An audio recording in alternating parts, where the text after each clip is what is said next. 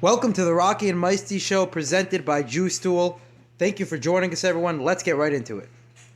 That's what I think. That is a hot take. Tell you what, Morty, I'm picking the Lions to upset here, and I'll tell you why. Oh, Rocky. Ridiculous answer. If the Ravens had J.K. Dobbins, Gus Edwards, Marcus Peters, L.J. Fort, they'd be the best team. No, I'm completely missing the boat on it. You're at the wrong dock. Meisty, what do you think about this game? The Bengals got a shot?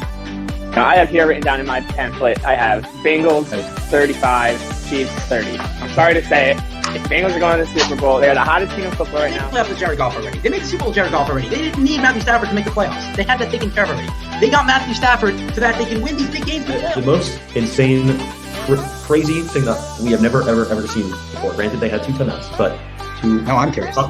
We want to talk about legacy-defining plays and legacy-defining throws. 13 seconds, and you get the ball in field goal range. That is absolutely insane. Okay, and guess what?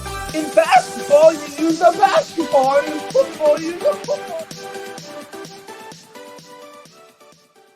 Okay, we got the NFC North, and there are going to be some rosters here that you're probably not familiar with. But nonetheless, these are teams that potentially, give it a few years, maybe one of them will be in the playoffs. You never know. So we'll hit it off with the Chicago Bears, Meisty. The Chicago Bears. What was that old song? And Chicago Bears. I forgot the song. It's a famous song. The Bears are a very storied franchise. Okay, no, not the yeah. Not, you know that song, right? You know that song. But anyway, they're a very storied franchise. They're not very good anymore. Since '85, when they had one of the best defenses in NFL history, led by Mike Singletary, they haven't quite been an effective team. But they do have some good players on the roster. Oh no, what did I do wrong this time? They went to the Super Bowl 2008 or whatever it was, but continue. In 2006, they lost to the Colts, right? Devin Hester brought it all the way back, right? The first play of the game. Amen. Yeah, but that was pretty much all she wrote for them. But anyway, so I'll tell you who my most underrated player in the Chicago Bears is, Meisty. A guy by the name of Lamar Jackson. Yes, believe it or not, there is a player named Lamar Jackson on the Chicago Bears. If you dig deep into their roster, you will find a cornerback who did not have in his single snap this season named Lamar Jackson. He's obviously not my most underrated player. I don't think he got a single snap this season. I believe not in last year, maybe a few snaps. I don't know.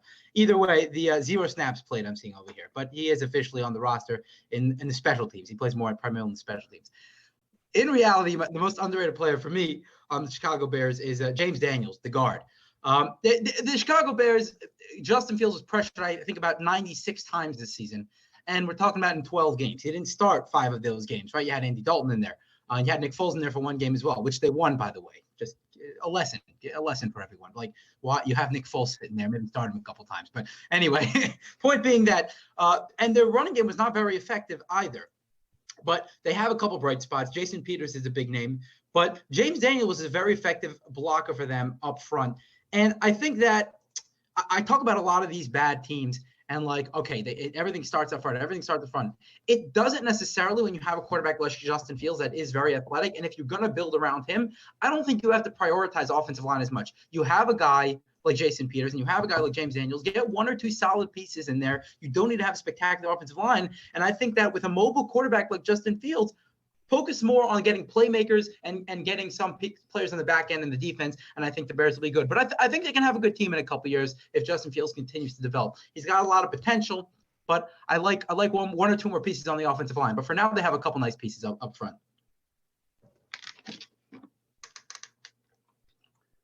I have the receiver, Allen Robinson. Yeah. That is the most underrated player on that team. But I'll say this, Rocky. We were saying before about contract for him. He's still going to cost. He's still going to be expensive. But he didn't have a great season. He had the injuries. The scheme wasn't right for him. The Bears aren't right for him. I don't know why he's still there. But if you go back to even when he was on the Jaguars, he put up a 1,400-yard season. I know he was like the only option. So he fed him 80 receptions. But, you know, he had 2 back-to-back years of over 1,100 yards for the Bears. I think teams that are looking for a player right now, you know, when you have a guy, he's the same age as Amari Cooper. I think he's bigger than Amari Cooper. So what are you going to do? Go pay $25 million a year for Amari Cooper when you can probably get for, you know, $10 million less. You can get Allen Robinson. So I'm going to say Allen Robinson. Okay. I mean, you're right. Allen Robinson, for whatever reason, wasn't as big of a part of the offense as we would have thought, right? It's not like they have this incredible array of weapons, but that's a good call, Allen Robinson, and someone's going to get him on the cheap and get a good deal. All right, let's move on to our favorite team, Mikey, the Detroit Lions. Yeah, everyone knows we love the Detroit Lions. I will tell you, they gave me one of my. Love. I love there's nothing better than Lions talk. I will say they gave me my biggest victory lap of the season when Morty and I did a thing and I predicted their first win to be against the Vikings, and that's exactly what happened. And Jared Goff threw that game-winning touchdown to St. Brown, and I just went absolutely nuts. I lost it. It was fantastic. So the Lions brought me joy this season, believe it or not. But my most underrated player on the Detroit Lions is Jerry Jacobs, the cornerback. The Lions have a lot of problems on this roster. Like we're talking about one of the most flawed rosters in football, right? I think we can all agree on that. But I think Jerry Jacobs was a bright spot for them this season.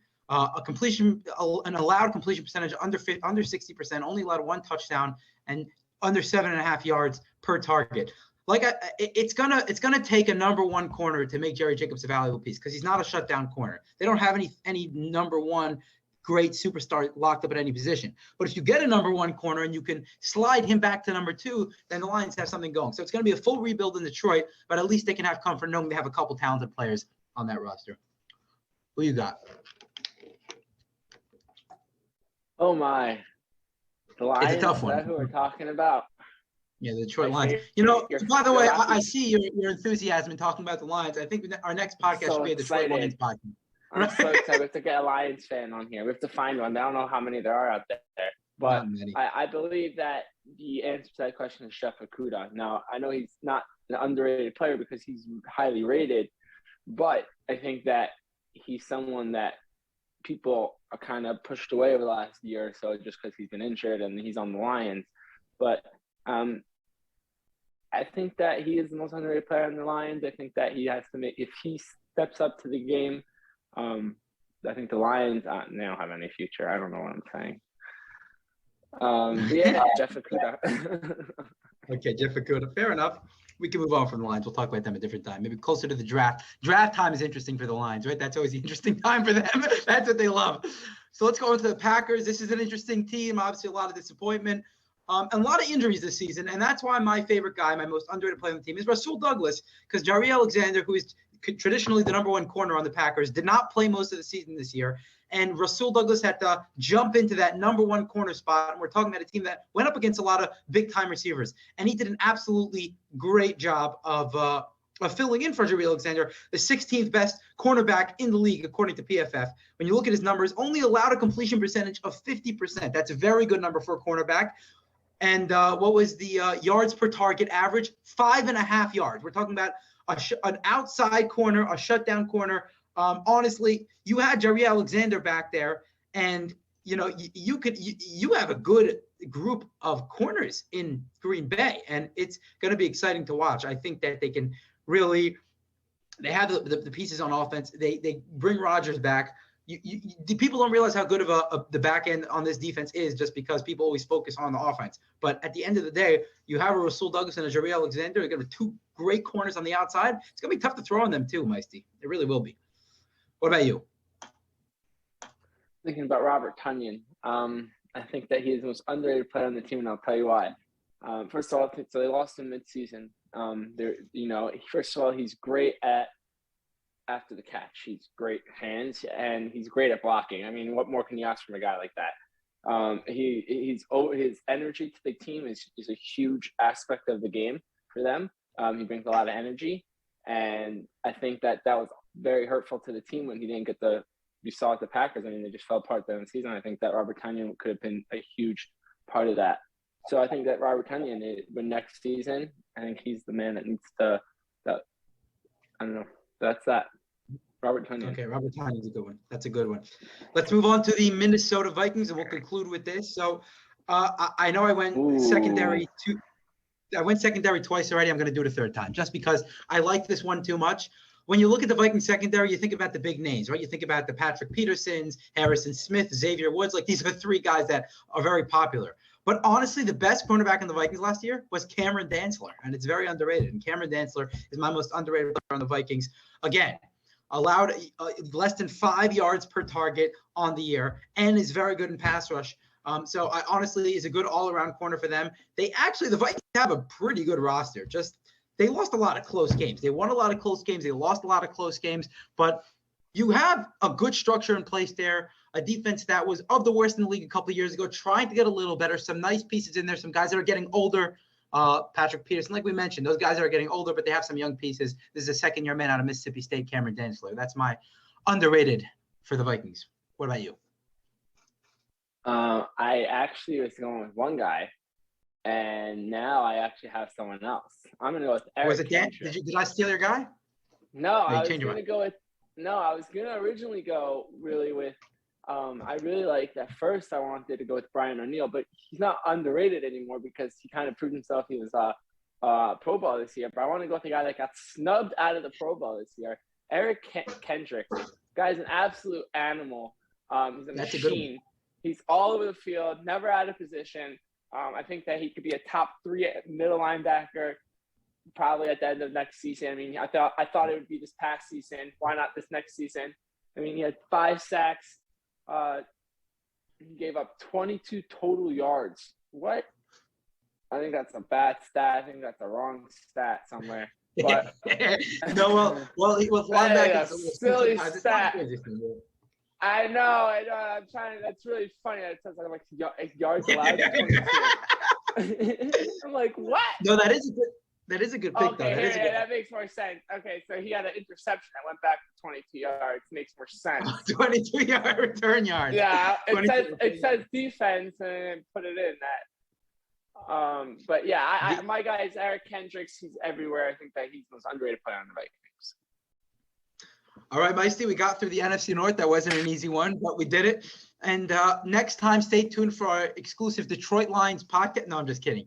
But one of these days, we'll have to talk about, the draft a little. And obviously, the Lions are always one of the highest picks in the draft. They're the number 2 pick, right? Number 2 overall pick.